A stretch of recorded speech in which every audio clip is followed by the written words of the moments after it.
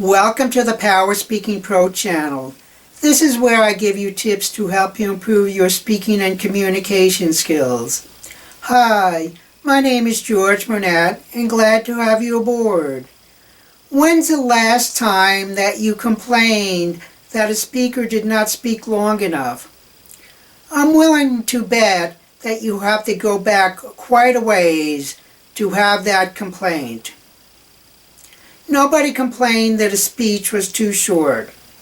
So as a speaker, your preference should be to make your speech on the shorter side. Your speech obviously needs to be interesting, and it needs to cover enough material to give the listeners value for the time that they spent listening to you. But your job is to also work hard to make your speech shorter. Cut out any facts or information which are unnecessary. Figure how to explain difficult concepts simplistically. I was watching a YouTube video about energy, and I could talk about kilowatts per liter in terms of battery power. But what this person showed was a gallon of water and the equivalent power that a gallon of gasoline would have. And then he compared it to the size of batteries.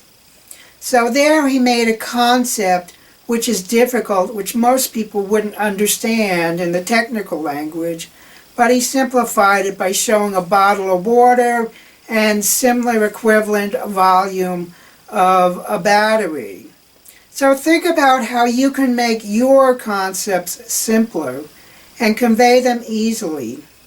If you're a moderator and you are worried about how much time your speaker is speaking and they're a little bit too short, you can say to the speaker, "Would you take some questions?"